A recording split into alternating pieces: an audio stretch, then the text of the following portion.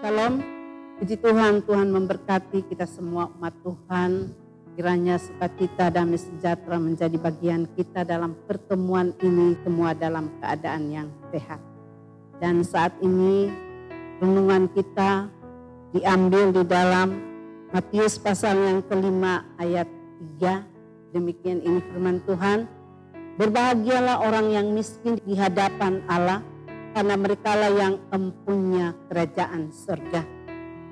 Dalam pembacaan firman Tuhan kita saat ini adalah ucapan bahagia khotbah daripada Tuhan Yesus di atas bukit. Pada waktu itu begitu banyak orang yang mengikuti Tuhan Yesus, dan di atas bukit itulah Tuhan Yesus menyampaikan khotbah ucapan bahagia.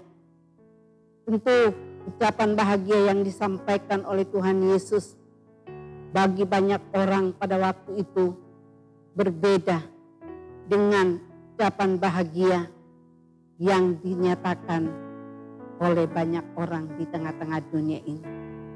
Karena tentunya kebahagiaan itu begitu beragam macamnya yang boleh dinikmati, dirasakan oleh manusia yang ada di kolong langit ini.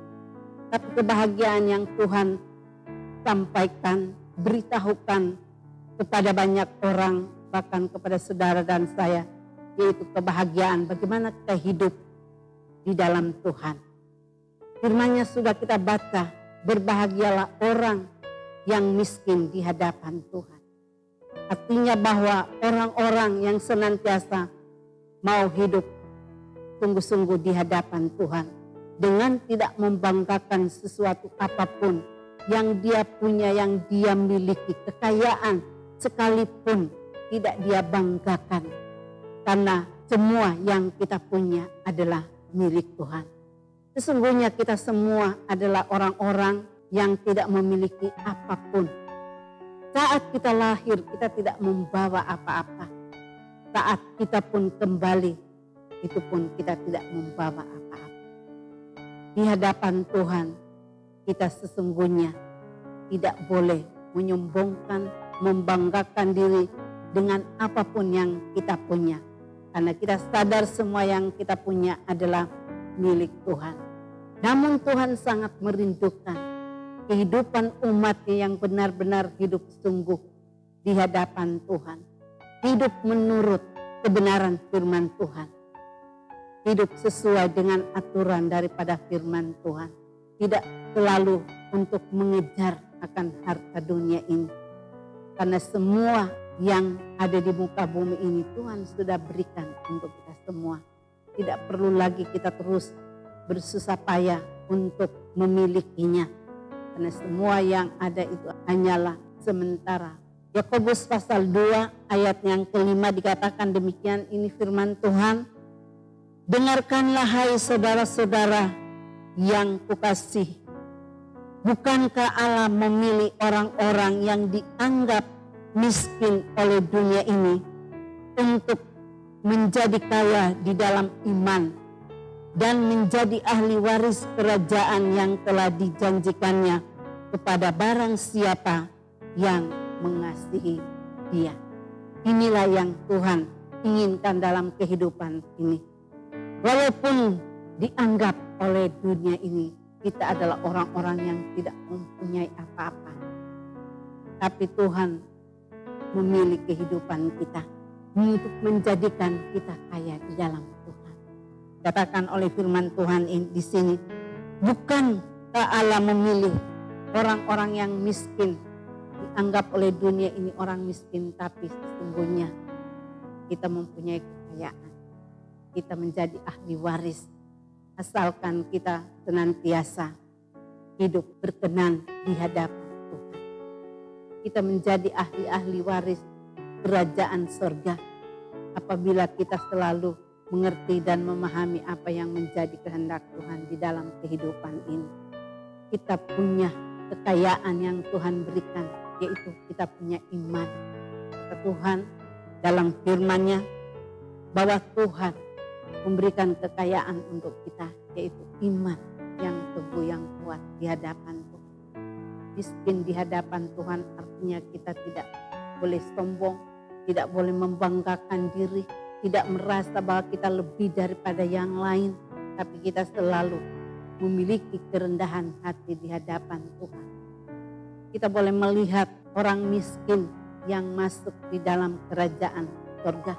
Dia tidak punya apa-apa, dia tidak memiliki apapun, namun setelah dia mati, dia ada di pangkuan Bapa di surga.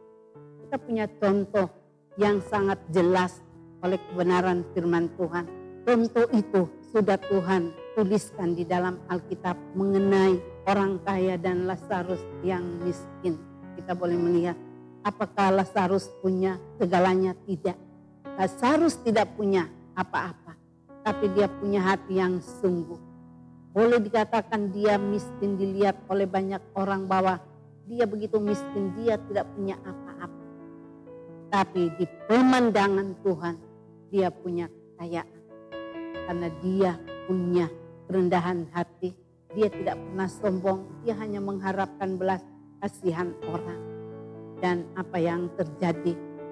Orang kaya yang sombong, membanggakan kekayaannya, itu tidak masuk dalam kerajaan surga. Tapi Lazarus yang miskin, tetapi dia punya hati yang penuh dengan kekayaan. Dia punya hati yang begitu luar biasa, sehingga dia mendapatkan kerajaan surga. Demikian juga bagi kita semua umat Tuhan yang ada. Kita yakin dan percaya walaupun kita tidak memiliki kekayaan dunia ini yang melimpah, tapi ingat bahwa kita terus hidup taat dan setia kepada Tuhan, terus merendahkan diri di hadapan Tuhan, dan terus memiliki iman yang teguh, iman yang kuat di hadapan Tuhan. Kita yakin dan percaya bahwa kita akan memiliki kerajaan surga yang Tuhan janjikan. Kita akan menjadi ahli waris di hadapan Tuhan. Asalkan kita terus hidup di dalam Tuhan. Kalau kita tetap hidup setia di hadapan Tuhan, kita yakin dan percaya bahwa kita adalah ahli waris kerajaan surga. Dan kita adalah orang-orang yang telah dipilih oleh Tuhan. Tengah-tengah penderitaan hidup ini, kita yakin dan percaya kalau kita tetap menjaga kehidupan kita dengan baik, dengan benar di hadapan Tuhan, kita akan melihat kemuliaan Tuhan yang akan Tuhan nyatakan dalam kehidupan kita lewat janjinya, yaitu kerajaan surga menjadi bagian di dalam kehidupan kita. Yang penting kita terus menjaga hati. Firman Tuhan katakan, jagalah hatimu dengan segala kewaspadaan, karena dari dalamnya akan timbul kebenaran, akan terpancar kebenaran di dalam kehidupan kita. Itulah yang Tuhan maksudkan, bagaimana kita miskin di hadapan Tuhan, namun Tuhan akan memperkaya kehidupan kita dengan kerajaannya. Saat kita hidup sungguh dalam Tuhan, saat kita merenungkan firman Tuhan, itu adalah kekayaan yang Tuhan janjikan untuk menjadi milik kita. Puji Tuhan, Tuhan memberkati. Kiranya kebahagiaan bagi kita semua, bukan karena kita miskin secara dunia, tapi kita hidup di dalam kebenaran firman Tuhan yang akan terus memberkati kehidupan kita sepanjang langkah kehidupan kita.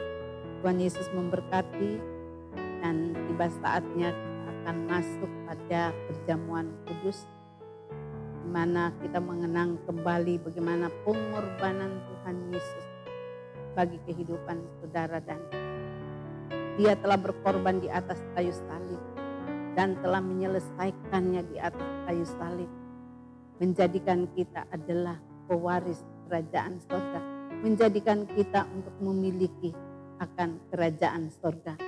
Oleh karena itu, mari kita persiapkan hati kita, persiapkan kehidupan kita untuk kita masuk pada perjamuan kudus. Namun sebelumnya kita akan berdoa. Bapa di surga, Bapa yang baik, terima kasih buat firman-Mu, satu kebahagiaan yang Kau berikan dalam kehidupan kami. Tuhan akan memberikan segalanya dalam kehidupan kami. Dan kiranya saat ini kami akan melaksanakan perjamuan kudus. Kami kembali mengenang bagaimana penderitaan-Mu di atas kayu salib untuk menyelamatkan kehidupan kami. Oleh karena itu urapi kami semua umat-umat-Mu yang ada di rumah dimanapun. Urapi dan berkati di dalam nama Tuhan Yesus. Kiranya umat-umat-Mu akan menerima perjamuan kudus ini. Menerima tubuh dan darah. Dan itu akan menjadi berkat dalam kehidupan kami. Terima kasih Bapa, kami siap menerima tubuh dan darah-Mu lewat perjamuan kudus ini. Di dalam nama Tuhan Yesus. Haleluya. Amin. Kita angkat roti dan kita akan dengarkan firman Tuhan.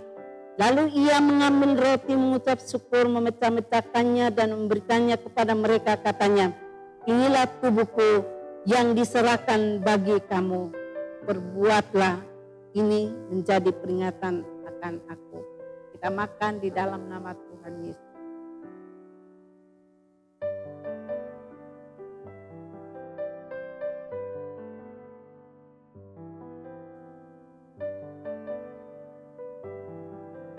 Kita angkat cawan, kita dengarkan firman Tuhan.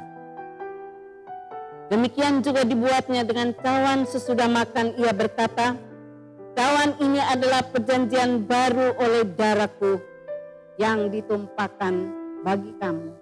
Kita minum dalam nama Tuhan Yesus.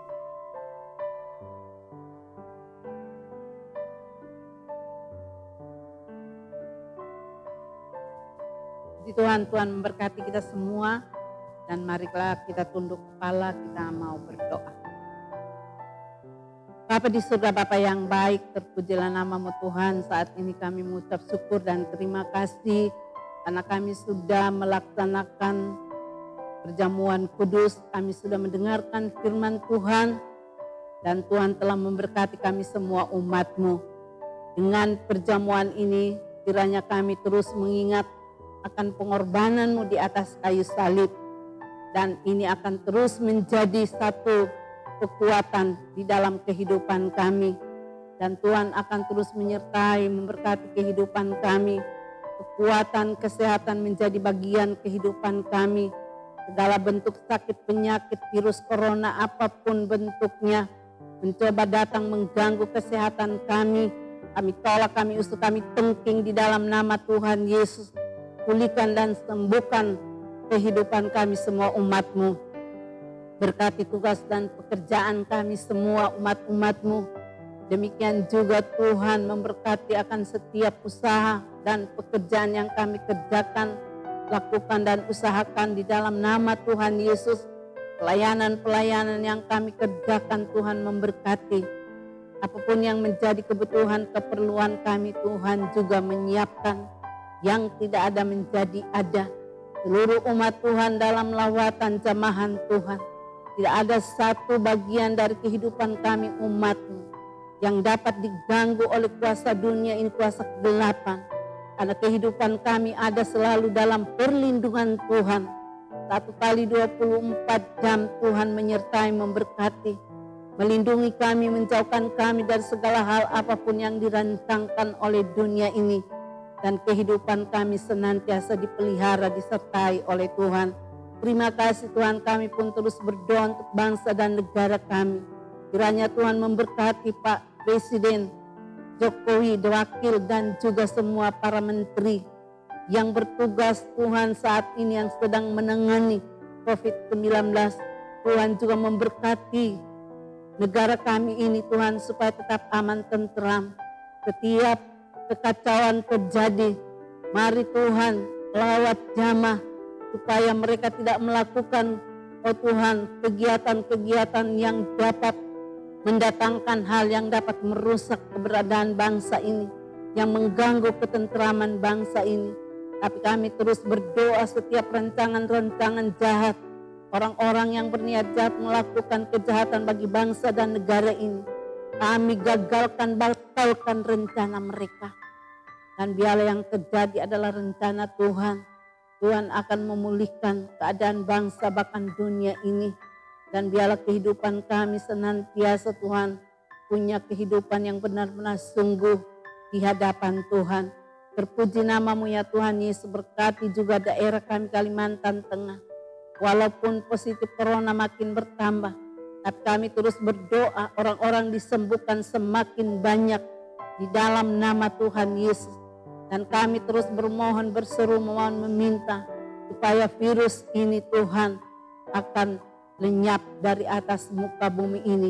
Bahkan di bangsa negara kami ini, bahkan di daerah kami. Itulah permintaan permohonan kami. Namun kembali lagi kami hanya serahkan ke dalam tangan Tuhan. Karena Tuhan punya cara, punya waktu untuk melenyapkan virus yang ada. Terima kasih Bapa, terpuji nama Tuhan. Inilah kerinduan kami. Inilah doa dan ucapan syukur kami kepada Tuhan. Kami sudah berdoa di dalam nama Tuhan Yesus. Terpuji nama Tuhan. Dan saatnya umat Tuhan menerima berkat Tuhan. Tuhan memberkati engkau dan melindungi engkau. Tuhan menyinari engkau dengan wajah-Nya dan memberikan engkau kasih karunia. Tuhan menghadapkan wajah-Nya kepadamu dan memberikan engkau damai sejahtera. Diberkatilah orang-orang yang mengandalkan Tuhan dan menaruh harap kepadanya mulai saat ini sampai Maranatha. Tuhan Yesus datang pada kali yang kedua. Terpuji nama Tuhan. Haleluya. Amin.